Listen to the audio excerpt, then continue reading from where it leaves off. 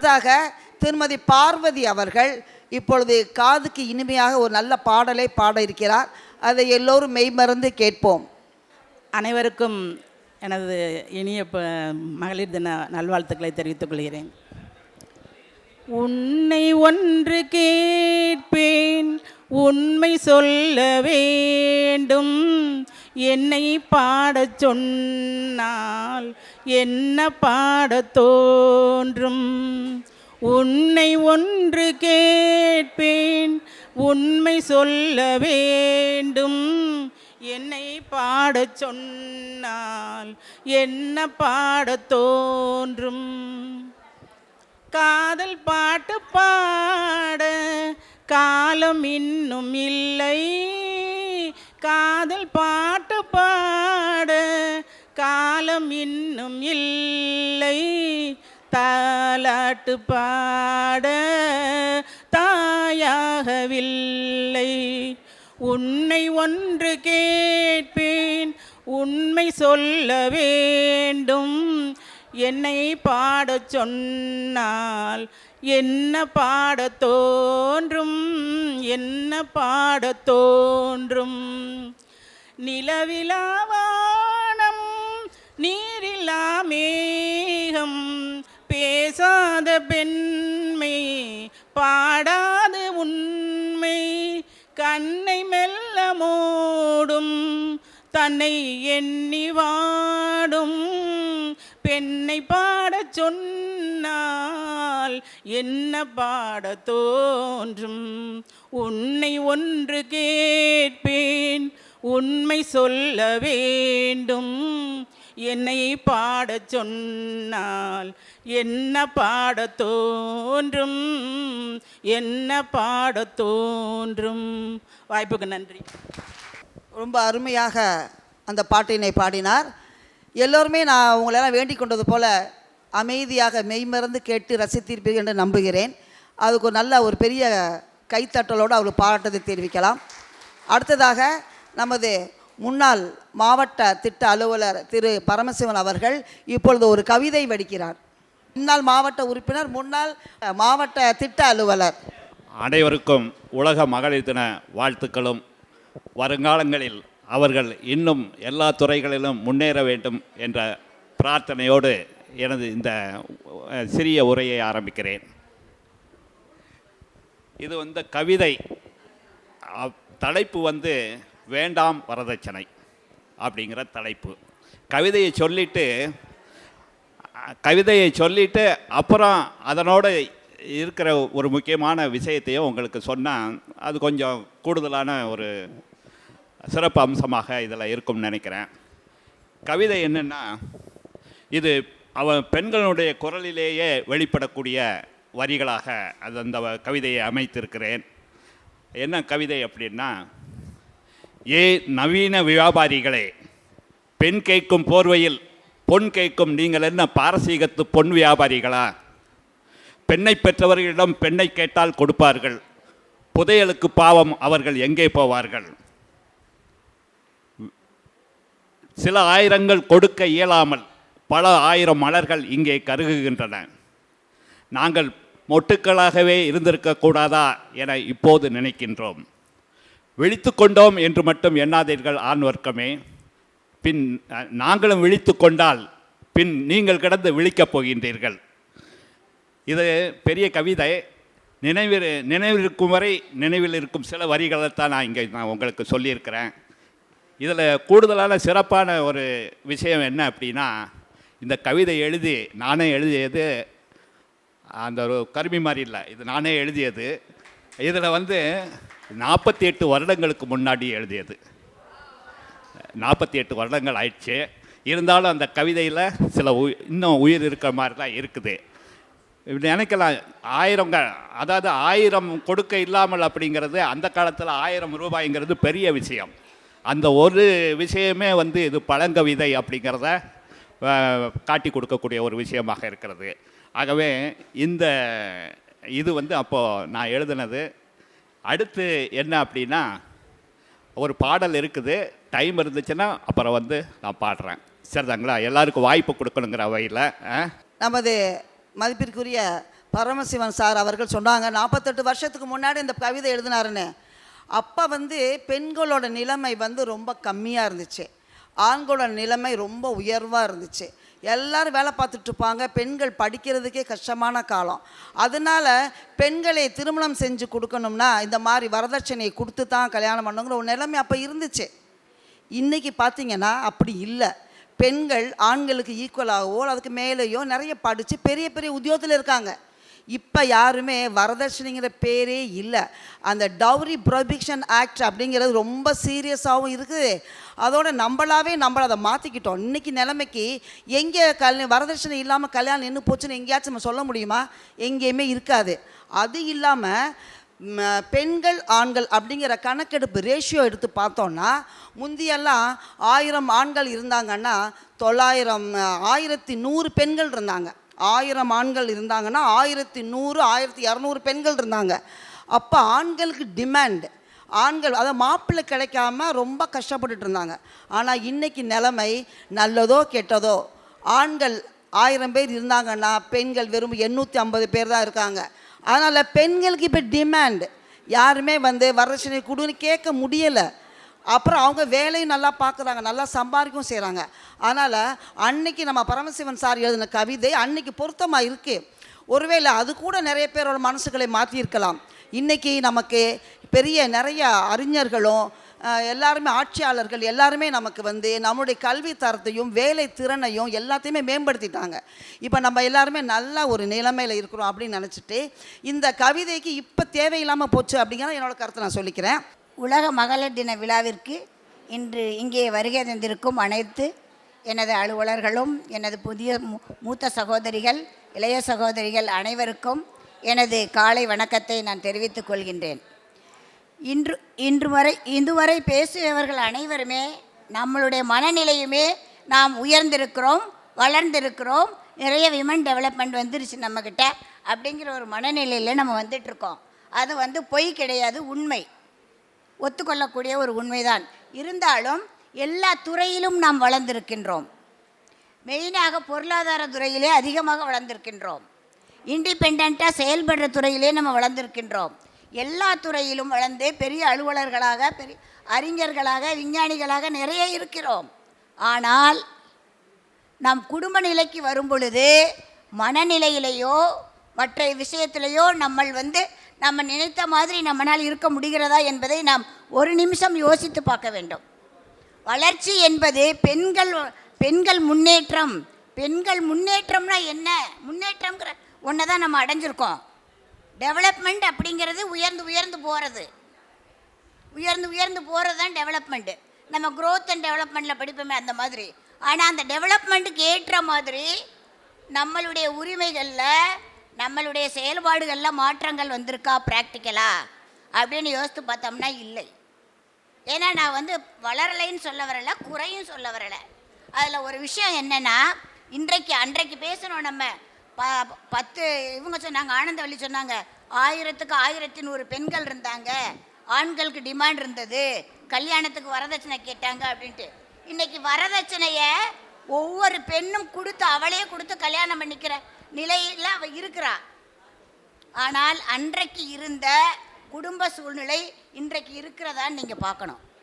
ஒரு பட்டிமன்றத்தில் ஒரு சின்ன உதாரணம் கேட்டாங்க. பேசிகிட்டு இருக்கிறாரு, வயசானவங்க எல்லாரும் விவசாயிகள் உட்காந்துருக்கவங்கள ஒருத்தர் எழுப்பி விட்டு கேட்டார், நீ என்னைக்காவது உன் ஒய்ஃபுக்கு உன் பொண்டாட்டிக்கு ஐ லவ் யூ சொல்லியிருக்கியான்னு கேட்டார். அவர் சொன்னார், நான் ஒரு நாள் கூட சொன்னதே இல்லைனாரு. இன்னொருத்தரை கூப்பிட்டு நீ சொல்லியிருக்கியான்னு கேட்டார். நான் ஒன்றுமே சொன்னது இல்லைனாரு. இன்னொருத்தர் எந்திரிச்சு சொன்னார், நான் ஐ லவ் யூ சொன்னதே கிடையாது என் பொண்டாட்டிக்கு, ஆனால் தாலி கட்டிய நாளிலிருந்து இன்றைக்கு வரைக்கும் நான் சாகும் வரையும் நானும் என் மனைவியும் பிரிய மாட்டோம், சந்தோஷமாக எனக்கு நான் உனக்கு நீ என்ற வாழ்க்கையை நாம் நடத்தி வருகின்றோம் நாங்கள். ஆனால் நீங்கள் ஐ லவ் யூன்னு ஒரு நாளைக்கு 100 தடவை சொல்கிறீங்க, ஆனால் கல்யாணம் ஆகி 1 வருஷத்தில் டைவர்ஸ் அப்ளிகேஷன் அப்ளை பண்ணுறீங்க அப்படின்னு சொன்னார் அவர். ஒரு கிராமத்து ஆளுதான்.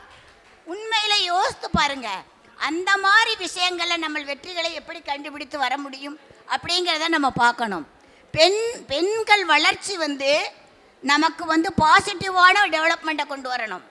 பெண்களுடைய வளர்ச்சி நெகட்டிவான டெவலப்மெண்ட்டை கொண்டு வரக்கூடாது. கொண்டு வரக்கூடாது. எந்த உதாரணம் உண்மையிலேயே நான் சொல்கிறேன், இன்னும் பெண்களுக்கு தைரியம் வரலைங்கிறத நான் சொல்ல எதுக்குன்னா 2 உதாரணம் மட்டும் சொல்லிட்டு நான் உட்காந்துக்கிறேன். டயத்தை வேஸ்ட் பண்ண விரும்பலை. எனக்கு தெரிஞ்ச 2 குடும்பங்களில் 2 பெண்கள் ஒரு அவங்க விருப்பப்பட்ட ஒரு பையனை லவ் பண்ணாங்க. 2 தான் உதாரணம் சொல்கிறேன். லவ் பண்ணால் அவங்க அம்மா அப்பாவுக்கு தெரிஞ்சால் அவங்க அம்மா அப்பா ஒத்துக்கிட்டா கல்யாணம் பண்ணிக்கோங்க, ஒத்துக்கலைன்னா நீங்களாக போய் கல்யாணம் பண்ணிக்கிட்டு சந்தோஷமாக வாழுங்க. ஆனால் என்ன நடந்தது தெரியுமா? எங்கள் அண்ணனுடைய மனைவி 70 பவுன் நகை போட்டு வந்திருக்கா, எங்கள் அண்ணனுடைய மனைவி 100 பவுன் நகை போட்டு வந்திருக்கா.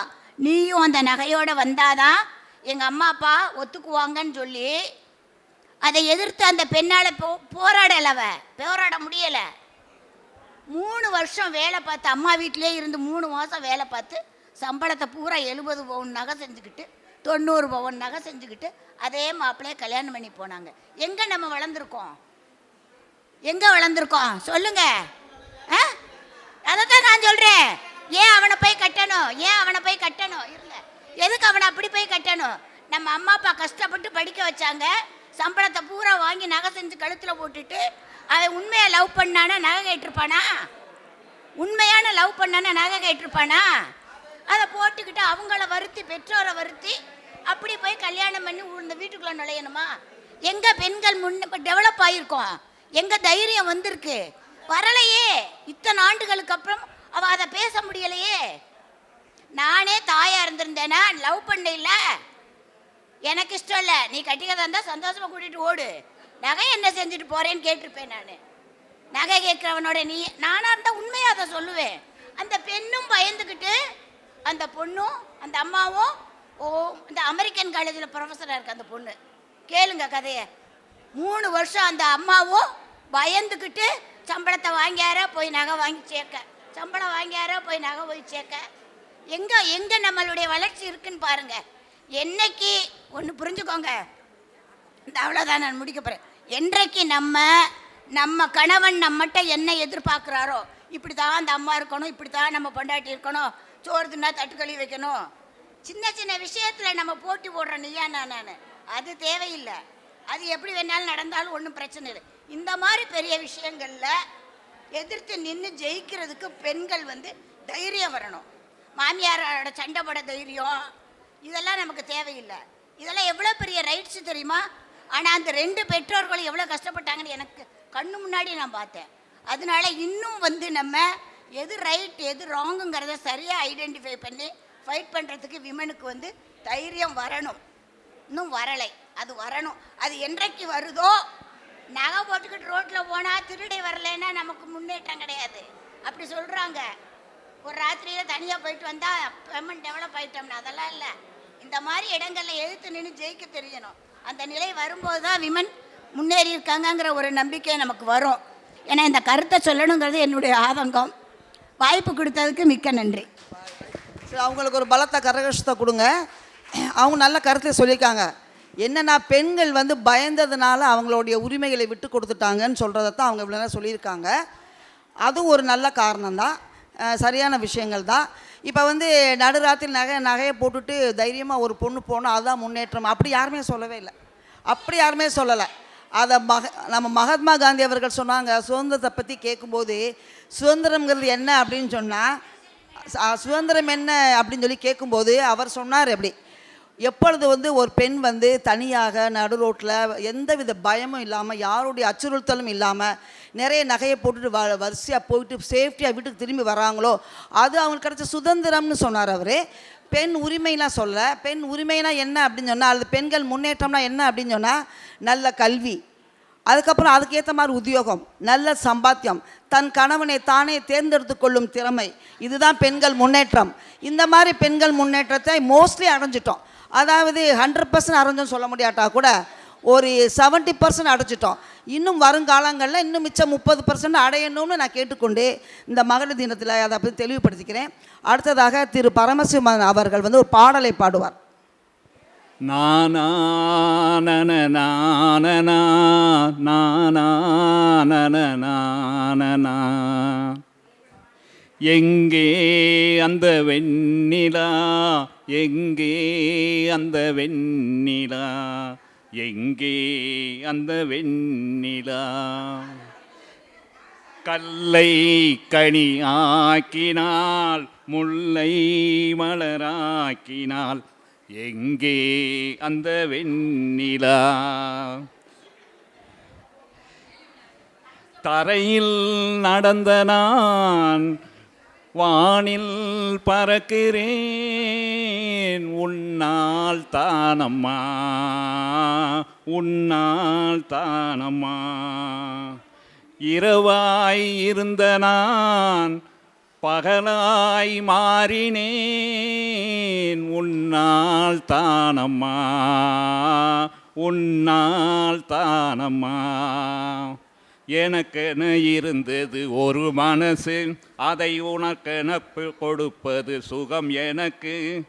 எனக்கென இருப்பது ஒரு உசிறு, அதை உனக்கென தருவது வரம் எனக்கு. நீ மனதை மறைத்தால் என்ன, மறுத்தால் என்ன, நீதான் எந்தன் ஒளி விளக்கு, என்றும் நீதான் எந்தன் ஒளி விளக்கு. எங்கே அந்த வெண்ணிலா, எங்கே அந்த வெண்ணிலா. மழையில் நனைகிறேன், குடையாய் வருகிறாய், வெயிலில் நடக்கிறேன், நிழலாய் வருகிறாய். தாகம் என்கிறேன், நீராய் வருகிறாய், சோகம் என்கிறேன், தாயாய் வருகிறாய். நதிகளின் மீன்கள் நீந்துதம்மா, அதில் நதிக்கொரு குறையும் வழியும் இல்லையம்மா. நதிகளில் மீன்கள் நீந்துதம்மா, அதில் நதிக்கொரு வழியும் இல்லையம்மா. உன் நினைவுகள் இதயத்தில் நீந்துதம்மா, அதில் எனக்கொரு வழியும் இல்லையம்மா. நீ இருந்தால் என்ன, பிரிந்தால் என்ன, காதல் எனக்கு போதுமம்மா, என் காதல் எனக்கு போதுமம்மா. எங்கே அந்த வெண்ணிலா, எங்கே அந்த வெண்ணிலா. கல்லை கனியாக்கினாள், முல்லை மலராக்கினாள், எங்கே அந்த வெண்ணிலா. நன்றி. ரொம்ப நல்ல அருமையான ஒரு பாடல், அதையும் ரொம்ப நல்லா அழகாக ரசித்து அவரை பாடினார். அவருக்கு ஒரு நல்ல சிறந்த கைத்தட்டல்களை நம்ம பரிசாக அளிக்கலாம். அடுத்ததாக ஒரு பாடல் பை அழகு செல்வி. என்னப்பனே என்னையனே, கந்தப்பனே கந்த காருண்யனே, என்னப்பனே என்னையனே, கந்தப்பனே கந்த காருண்யனே. பன்னிரு கை வேலவனே, பன்னிரு கை வேலவனே, கன்னிவள்ளி மணவாளனே, கன்னிவள்ளி மணவாளனே. வேல் வேல் வேல் வேல் வேல் முருகாவேல், வேல் வேல் வேல் வேல் வேல் வேல் முருகாவேல், வேல் முருகா மாப்பழனி, வேல் முருகா வேல் வேல், வேல் முருகா மாப்பழனி, வேல் முருகா வேல் வேல்.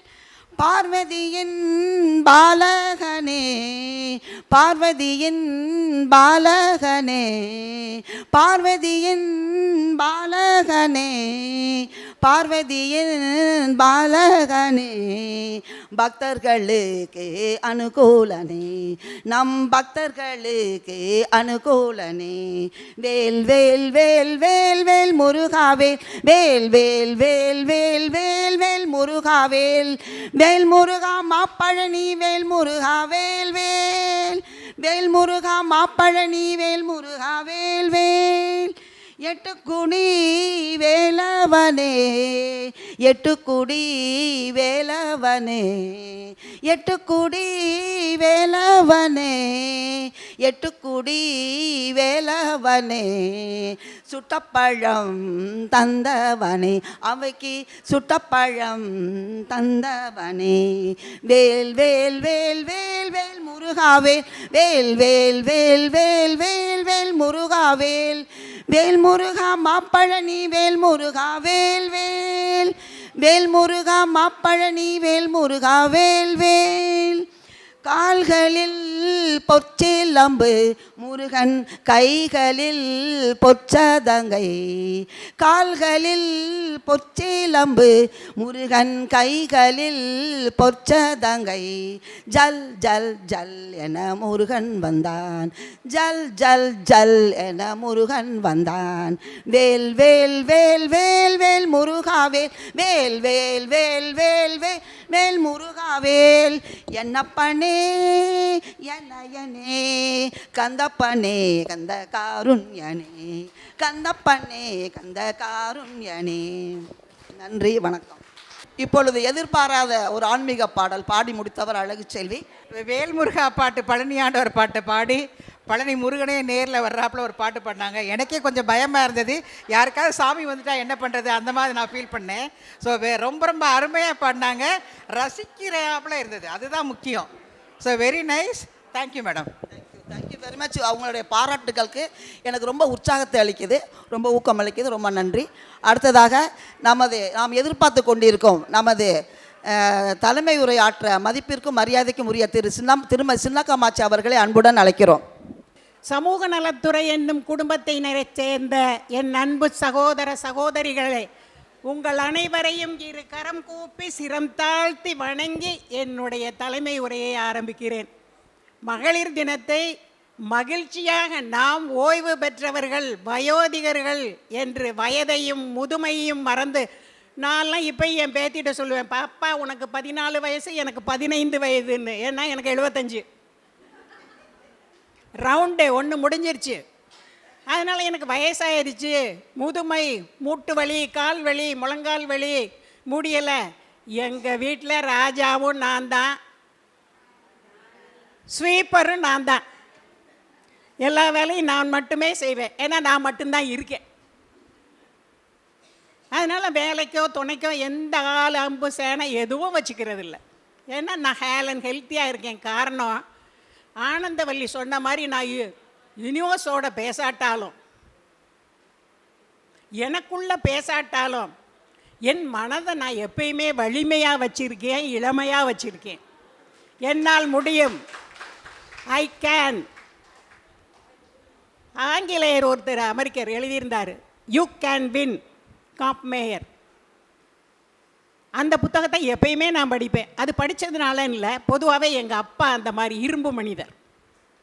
மலையே வந்தாலும் மோதி பாருமா, முடியலையா உப்புன்னு ஊதிட்டு சீன்ட்டு கடந்து போயிருப்பார். அதனால் அந்த மனோதிடமை இதுவும் எனக்கு உண்டு. சகோதரிகளே, நாம் இன்றைக்கி தான் எல்லா வேலையும் முடிச்சுட்டு இங்கே வரல. வேலைக்கு போகும்போதும் அப்படி தான் இருந்தோம். அப்பையும் நம்ம வீட்டில் நம்ம கணவன்மார்கள்லாம் எந்திரிச்சு கால் மேலே கால் போட்டு உட்காந்துட்டு டீ ரெடியா, காஃபி ரெடியான்னு கேட்டுக்கிட்டு தான் இருந்தாங்க. இப்போயும் அதே தான். இவர் ஒன்றும் சோறு வடித்த கதையெல்லாம் கிடையாது, அன்றைக்கும் கிடையாது, இன்றைக்கும் கிடையாது. ஏம்மா நான் ரிட்டையர்ட் ஆகிட்டேன்னு நான் தண்ணி கேட்டால் நீ தண்ணி மோந்து கொடுக்க மாட்டேங்கிறியா அப்படின்னு இன்றைக்கும் பொண்டாட்டி அதிகாரம் பண்ணுறாங்க. அந்தம்மா சொல்லுது, சாமி நீ ரிட்டையர்ட் ஆகிட்ட, ஆனால் எனக்கு சாகும் வரை ரிட்டையர்மெண்ட்டு கிடையாதுயா, எனக்கு தண்ணி மோந்து கொடுக்க ஆள் இல்லை.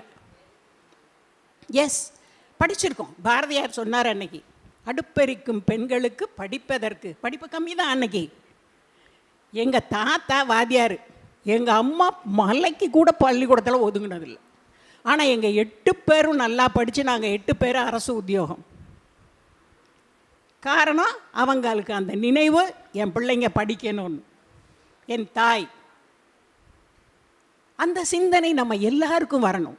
எங்கள் அப்பா சொன்னார், பாருப்பா, எங்கள் அப்பா அந்த காலத்தில் கர்ணம், நான் உன்னை எம்ஏபிஎட் படிக்க வச்சுருக்கேன், நீ உன் குழந்தைங்கள நல்லா படிக்க வைக்கணும். அதை நான் மனசில் வச்சுட்டு என் பிள்ளைங்களையும் நல்லா படிக்க வச்சேன். டாக்டரு, என்ஜினியர், எம்பிஏ, எம்சிஏ பையன் அமெரிக்காவில் செட்டில்மெண்ட்டு, இன்னொரு பொண்ணு பெங்களூரில், இங்கே நான். அதனால் கல்வியை கொடுங்க.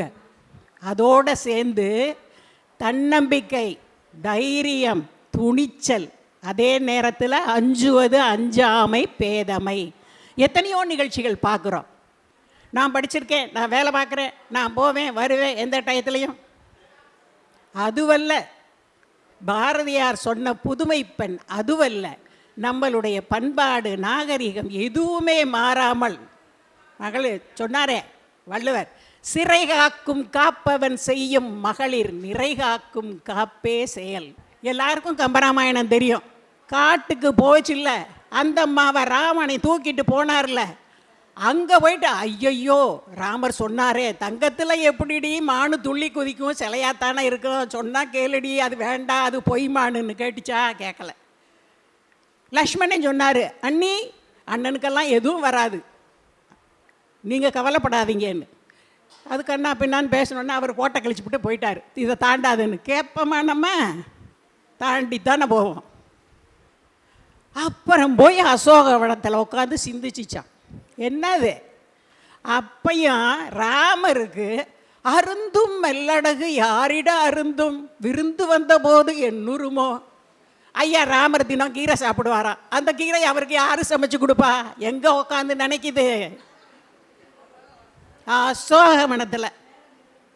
இது இந்த உதாரணம் எதுக்குன்னா, சீதை அம்மா மட்டும் இல்லையா, இங்கே உள்ள பேதைகளும் அப்படித்தான். தன்னை பற்றி நினைப்பதில்லை, தன் குடும்பத்தை பற்றி, தன் கணவனை பற்றி, தன் பிள்ளைகளை பற்றி, இன்று தனது பேரம் பேத்திகளை பற்றி. நாவுக்கரசர் சொன்னாலே, தன்னை மறந்தால் தன் நாமம் கெட்டால் தலைப்பட்டால் நங்கை தலைவன் தாளே. அப்படிதான். எல்லாம் படித்தாச்சு, வேலைக்கு வந்தாச்சு, சம்பாத்தியம் பண்ணாச்சு. எத்தனை பேர் புருஷனை கேட்காம அதிலிருந்து ஒரு 100 ரூபாய் நீங்களாம் செலவழிக்கிறீங்க சொல்லுங்க? உங்களுக்கு உரிமை வந்துருச்சுன்னு நான் நினைக்கிறேன். நான் சந்தோஷப்பட்டுக்கிறேன். இல்லை இல்லை, எனக்கு தெரிஞ்சு நிறைய சகோதரிகள் அந்த மாதிரி இருக்காங்க. ஏடிஎம் கார்டை ஹஸ்பண்ட்கிட்ட கொடுத்துட்டு, எங்கே ஒரு புடவை எடுக்க போகணும், சிவா டெக்ஸ்டைல்ஸ் புதுசாக வந்திருக்கு, அங்கே நிறையா போட்டிருக்காங்களாம், போகணும், வாரீங்களா இல்லை பணம் தாரீங்களா? ஏண்டி போன மாதம் தானே சேலை எடுத்து, அதுக்குள்ளே என்ன அவசரம் போப்போ? இதுதான் பஸ்ஸுக்கு காசு கேட்டு வாங்கிட்டு வர்றது. இல்லை, என்னம்மா இடம் பொருள் ஏவல் கணவன் மனைவிக்குள்ள. அன்னைக்கு கணவனுக்கு அடிமை, அதுக்கப்புறம் மகனுக்கு அடிமை, இப்போ பேர குழந்தைகளுக்கு. ஏன் பாட்டி வயசாயிடுச்சு இல்லை, பேசாமல் இருக்க வேண்டியதான்னு. ஆக எத்தனை பாரதி வந்தாலும் அவர் சொல்லத்தான் செய்வார், நம்ம கேட்க மாட்டோம், கேட்க மாட்டோம், கேட்க மாட்டோம். எனக்கு தெரிஞ்சு உயர்ந்த இடத்துல இருக்க பெண்மணிகள் வெளியே வர்றதில்லை, சொல்கிறதில்லை. அவங்க ஆற்ற வேண்டிய வேலைகளை, நான் இது பேசலை, பேசக்கூடாதுங்கிறதுக்காக பேசுகிறேன்.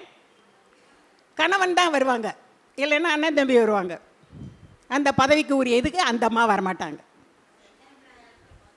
எத்தனையோ. அது வேண்டாம் மக்களே, அது வேண்டாம். நாம் இதுவரை எப்படி இருந்தாலும் சரி, நமது பிள்ளைகள், நமது பேரம்பேத்திகள் பாரதி கண்ட உண்மையான புதுமை பெண்களாக, அச்சமில்லை அச்சமில்லை அச்சம் என்பதில்லையே, இச்சகத்தில் உள்ளோரெல்லாம் எதிர்த்து நின்ற போதிலும், உச்சி மீது வானிடைந்து வீழுகின்ற போதிலும், அச்சமில்லை அச்சமில்லை அச்சம் என்பதில்லையே என்று வாழ கற்றுக் கொடுங்கள். இன்னைக்கு எல்லாருமே பாட்டி, நீங்கள் எப்படி இருந்தாலும் சரி, நீங்கள் அடிமலையாக வாழ்ந்தாலும் சரி, வாழ்ந்திருந்தாலும் சரி, இல்லை என்றாலும் சரி, உங்கள் மகளை இல்லை உங்கள் பேத்திகளை சிறப்பாக வளர்க்க வேண்டும். பெரும் படிப்புகள் படித்து நீங்கள் படிக்காத படிப்புகளை பார்க்க வேண்டும். நீங்கள் கற்காத கலைகளை அவர்கள் கற்க வேண்டும். நீங்கள் போகாத தேசங்களை அவர்கள் போக வேண்டும். அந்த மாதிரி நீங்கள் என்னைக்கு கொண்டு வர்றீங்களோ அப்போ தான் வருஷம் நாம் நடத்துகிற இந்த மகளிர் தினத்திற்கு உண்மையான ஒரு இது உண்டு.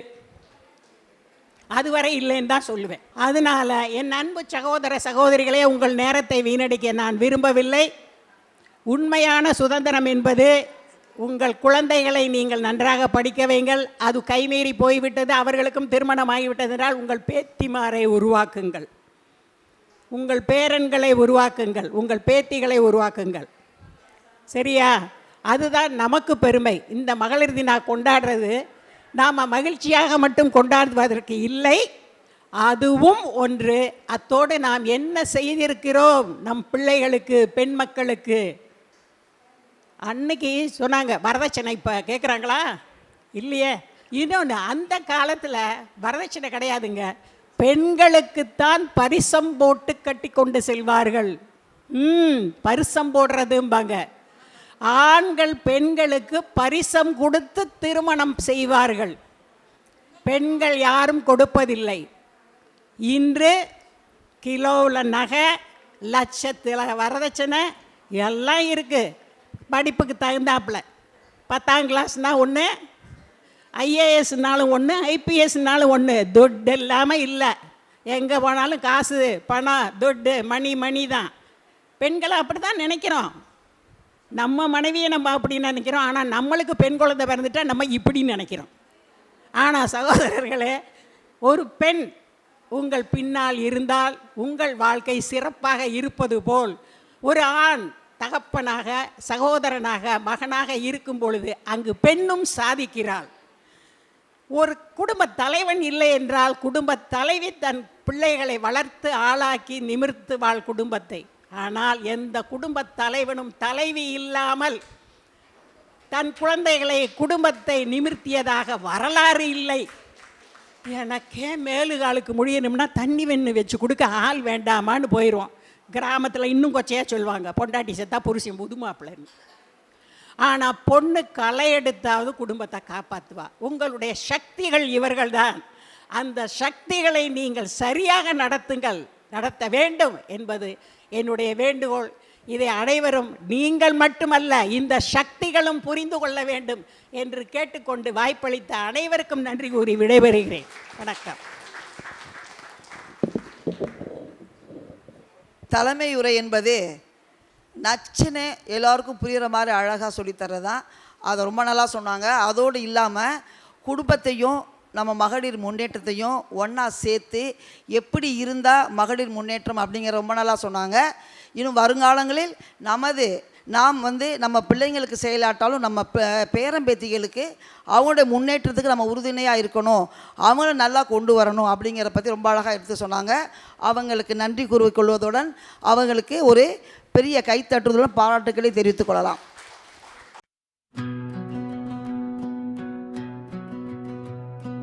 பெண்ணே நீ ஒளி, உலகம் உன் வழி, நின்று கொண்டால் மலையும் நகரும், உன் துணிவால் நாளை பிறக்கும். பெண்ணே நீதான் வெற்றி வழி.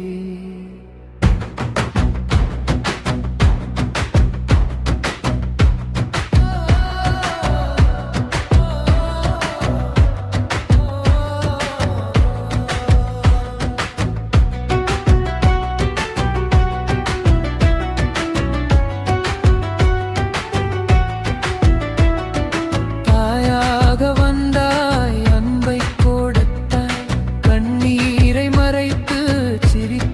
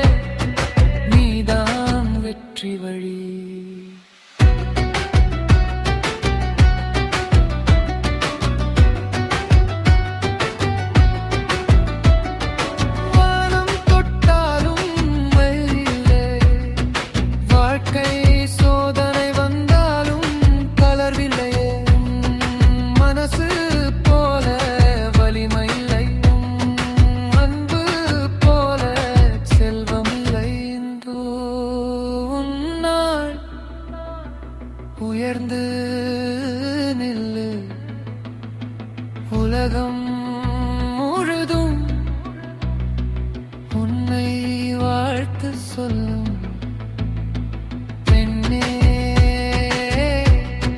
நீதான் வாழ்க்கையின் விளக்கு